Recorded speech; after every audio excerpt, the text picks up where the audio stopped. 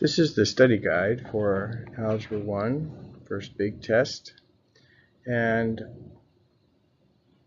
we're going to be justifying our steps to solve this equation using the properties that we have learned over the last couple of years. It means going very slowly through the process of solving an equation. We begin with 9r equals 54. Which is what's given to us. This is like what happens in geometry class. You're given something and you have to go through a proof. This is a kind of proof. So what happens between the given and the very first step? We are multiplying both sides by 1 over 9. Well, multiplying both sides is called the multiplicative property of equality. Anytime you multiply both sides by the same thing, it's the multiplicative property of equality. And then the 9 and the r are together here, and it changes to the 1 over 9 and the 9 being together. We're essentially moving the parentheses. Everything else has stayed where it is. That is the associative property of multiplication. Then we are actually doing the multiplying, 1/9 times 9. When we multiply two numbers like that, those are called reciprocal numbers or inverses. So that would be the inverse property of multiplication. And one of the difficult things about doing this is you think that you want to put inverse property up here on line 1 or line 2, but the inverse property doesn't happen until our third step, and that's how we get to 1 times r. That's why we're writing it where we are. The next step is to multiply 1 and r together. 1 times r is just r. That is the identity property of multiplication. And then lastly, we are finally doing math on the other side. 1/9 times 54, or 54 divided by 9 is 6. And that is just simplified because that's finally doing math. All the rest of it is properties.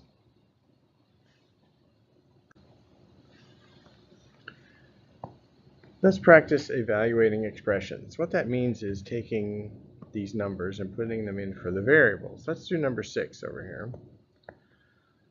Starts off with 4 minus. In place of b, I'm going to put -1. Since I'm putting a negative number in place of a variable, I have to put that in parentheses. And that b is being squared, and then c is being subtracted from that, so I get a -3. Now here's the tricky part. Do we do exponents first, or do we do multiplication first? PEMDAS says exponents before multiplication. So I'm going to square -1, and I get +1. -1 times -1 is +1. And I bring down the minus sign, and I bring down the 4, and I bring down this minus sign and that 3. And now it says 4 minus 1, which is 3, and 3 minus 3 is equal to 0. The tricky part here is to make sure that you do the exponent before you do the multiplication. All right, let's solve an equation. Number 10. Here we are distributing from the back. The -8 is in parentheses up next to the x minus 2. It's just the same as if it were in the front of the parentheses, and I always multiply the first thing in the parentheses, regardless of whether the multiplier is in the back or the front. So -8 times x is -8x. And -8 times -2 is +16. Notice that those negative signs belong to the terms that follow. And I bring down my equal sign, and I bring down the 40. My goal here is to isolate the variable. I've got a two-step equation. And to solve, I will use subtraction or addition first, and division or multiplication second. So I'm going to subtract 16 from both sides. These cancel out. 40 minus 16 is 24. And I bring down my -8x. Notice I brought down the equal sign as well. Then I'm going to divide both sides by -8. Both sides now. That's a song, isn't it? These -8's cancel out. I get x equals 24 divided by -8, which is negative 3. Whenever we have a proportion, I draw cross multiplication circles. I call them cross multiplication circles because they remind me to multiply. That means I'm going to be multiplying 21 times parentheses x minus 14, and I write my equal sign, and I'm going to be multiplying 7 times parentheses x plus 18. That's how we get rid of the fractions. Now I will distribute to get rid of the parentheses. 21 times x is 21x. 21 times negative 14 is negative 294. 7 times x is 7x. And 7 times 18 is 126.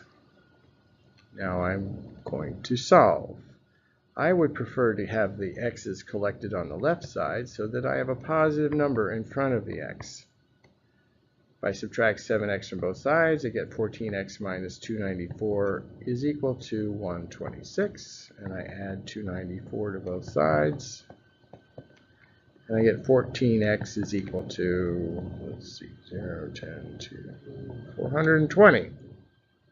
If I divide by 14, I get x is equal to 30.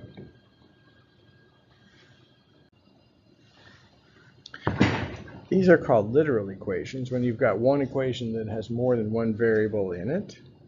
I'm going to focus on number 20 because we're going to be doing a lot of this year, isolating y when there's x and y in the same equation. We're going to be using this to graph lines. I use the same solving process as I use to solve an equation. So I'm going to add or subtract first, multiply or divide second. This time I want to subtract 6x from both sides to isolate y. That is the key to Algebra 1, isolate y. Now notice that negative 12 and negative 6x are not like terms. So I cannot add them together. I always write the x term right after the equal sign, so I get negative 6x minus 12 on the right side. Now, I need to isolate y, so I'm going to divide by negative 18. And what I'm going to do is write divide by negative 18 under all three terms. Negative 18 divided by negative 18 is 1. I got 1y.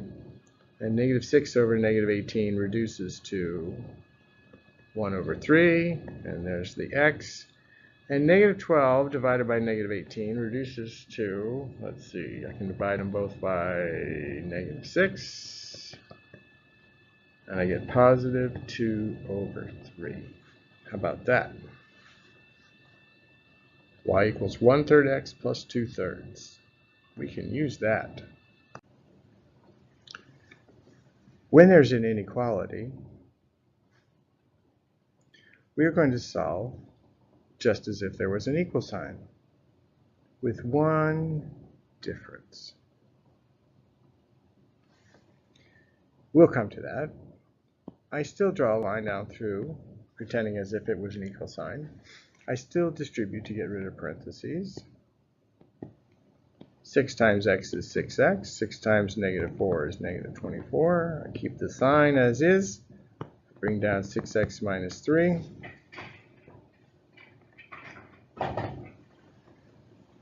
Subtract 6x from both sides. Uh-oh. This looks troubling. These cancel out. These cancel out. I get negative 24 is less than or equal to negative 3.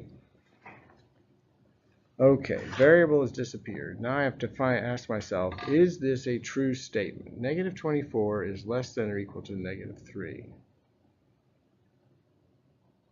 Yes, that is a true statement. Okay. But my question always is, what can x be? Well, if the variable disappears and I get a true statement, then x can be any real number. The interval for any real number goes from negative infinity to positive infinity. But how do I graph that? How do I show that every number is a potential answer for x, or that any number I put into the equation for x will work. I will draw an arrow showing that all numbers on the number line can be correct.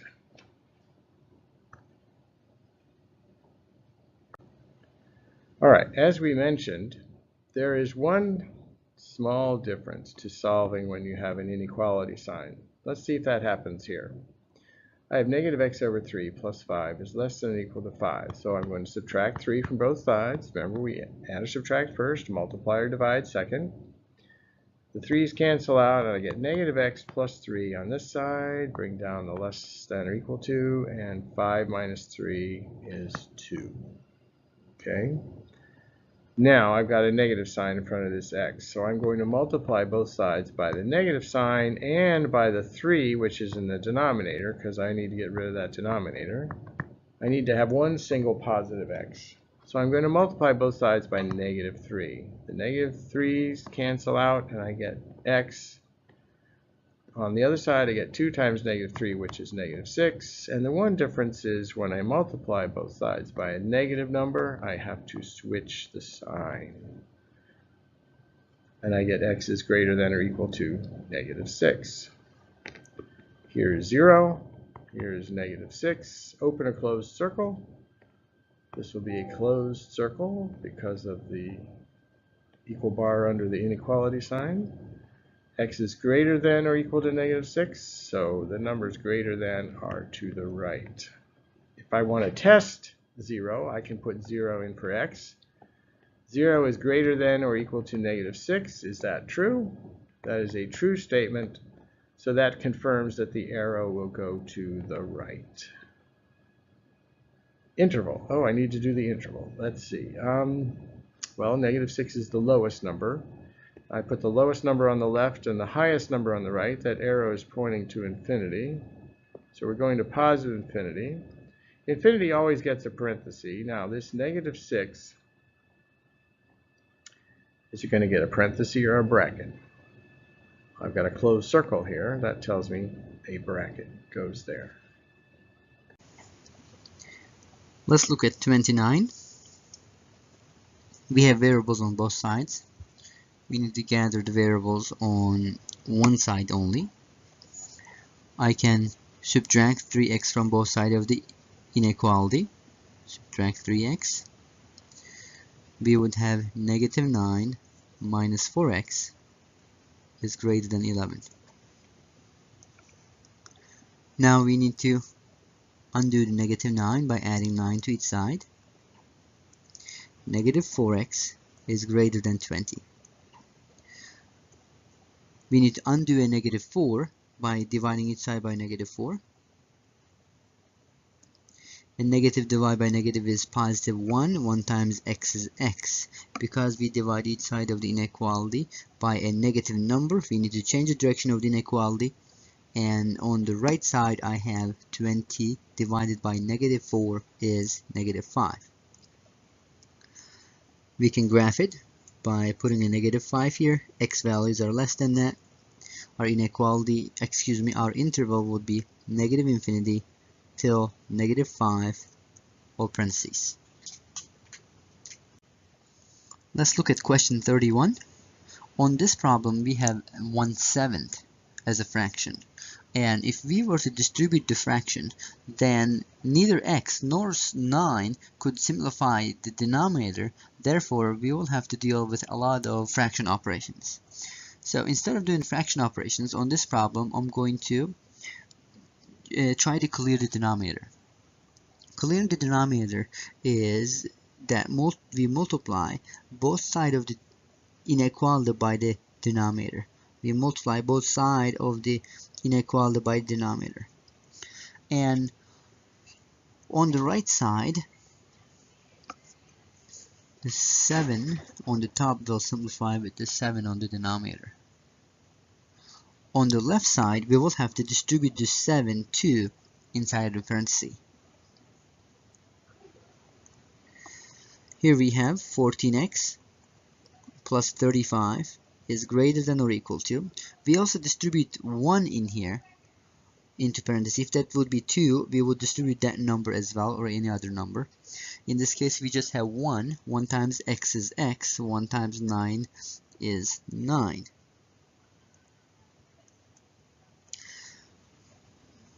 Now we need to gather the variables on one side, subtract x from each side. We have 13x plus 35 is greater than or equal to 9. Subtract 35 from each side. 13x greater than or equal to negative 26. Divide each side by 13. X is greater than or equal to negative 2. We did not change the direction of the inequality because we were dividing by a positive number. Although negative 26 is a negative number, we are dividing by a positive number. We are dividing both sides of the inequality by a positive number. So we do not need to change the direction of the inequality. We would put 0 here, negative 2, and x values are going to be more than negative 2, so this would be the graph. For the interval, I'll make sure to draw a nice square bracket and negative 2, and x values are going from negative 2 till infinity.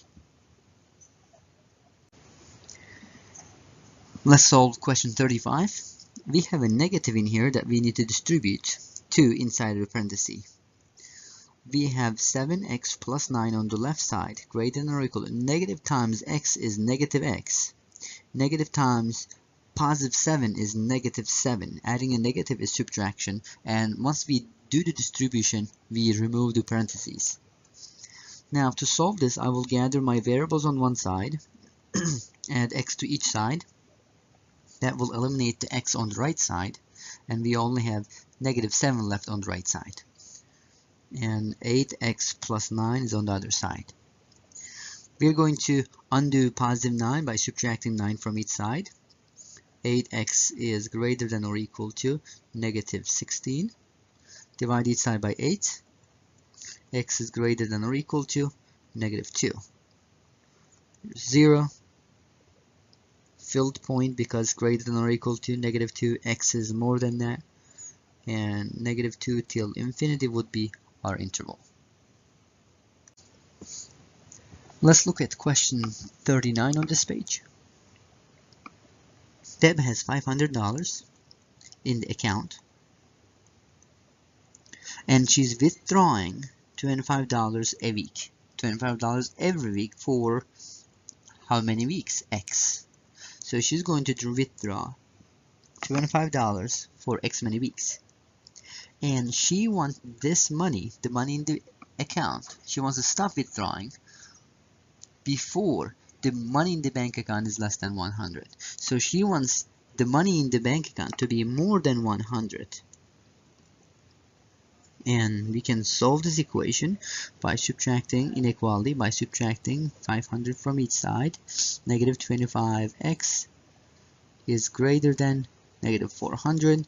Divide each side by negative 25. X is greater than 16.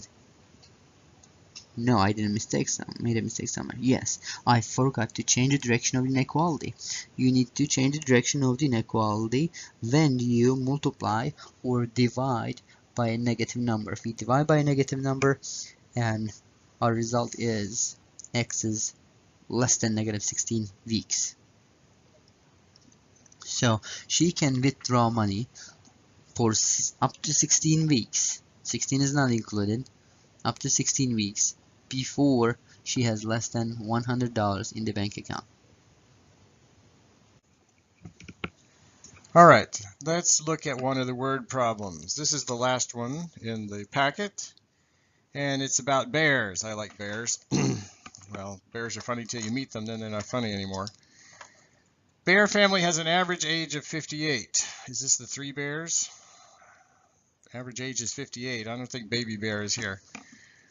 If John is 2 years younger than Tom and Lisa is 16 years older than John, what are the ages of John, Tom, and Lisa? All right, key word in here is average. Average, how do we find the average of anything? We add up all the numbers and divide by how many numbers we've got, right? All right, so we'll come back to that. Second sentence, if John is 2 years younger than Tom. John is 2 years younger than Tom. Key word here is. Is tells me where the equal sign goes. So J equals. Younger than is like less than. It's the same kind of thought as less than, younger than. Less than tells me to subtract and switch the order. So J equals Tom minus 2. 2 years younger than Tom. And Lisa is 16 years older than John. So L is, there's that word is again, 16 years older than is like more than. So J plus 16. Now we need the average. We get that into our an equation. It looks like there's 3 bears. Maybe it is Papa Bear, Mama Bear, and Baby Bear. We'll find out. Papa Bear is going to be really old if the average is 58. All right, so the average means we divide by 3, and we're going to get an answer of 58. What are we adding up? Well, we're adding up the ages of John and Tom and Lisa. So the ages of John and Tom and Lisa totaled up, divided by 3, is 58. I've got my 3 equations because I've got 3 variables, and now it's time to start putting it all together. Do I know what J is equal to? I do know. J is equal to T minus 2. So I'm going to take J out and put T minus 2 in its place. So I get T minus 2 plus T plus, now I want to put L here, but L is equal to J plus 16. So I'm going to put J plus 16 in place of L. All over 3 is equal to 58. I still have 2 variables in my equation. I got rid of one of them, but I got another one back. But wait a minute, I know what J is equal to. I already did this once before. So T minus 2 plus T minus 2 plus 16 divided by 3 equals 58. All right. Now I can combine like terms. T, that's a plus sign there. Let's see, I got 1, 2, 3, 3 T's. 3T. And I've got a negative 2 and a negative 2 and a positive 16. Well, let's see, negative 2 and negative 2 is negative 4, plus 16 is 12. So I have a plus 12, and I'm dividing by 3, and I get a total of 58. Well, this looks like a proportion to me. How do I solve proportions? I cross multiply. So I'm going to multiply 3 times 58. 58 times 3, 24, carry the 2, 174. So I get 3t plus 12 equals 174. Subtract 12 from both sides. 3t is equal to 162. Divide by 3, and I get t is equal to, what's 162 divided by 3? 5, 15, 12, 54. So Tom is 54. T equals 54. J equals 54 minus 2. So J is 52. I don't think Baby Bear is in this story. And L is equal to J. Whoops. See if I have my eraser. Oh, I just erased the whole thing. Let's see. T was 54. J was 52. L equals J plus 16. L equals 52 plus 16, and L is equal to 68. All right, let me see if I can, let's see. T plus J plus L over 3 equals 58. 68 plus 54 plus 52 is 14, 17, 174. 174 divided by 3, 15, 24, 58. Okay, so our answers are right. J equals T minus 2. And there's our three equations. 1, 2, 3. And our ages. T equals 54, J equals 52, and L equals 68.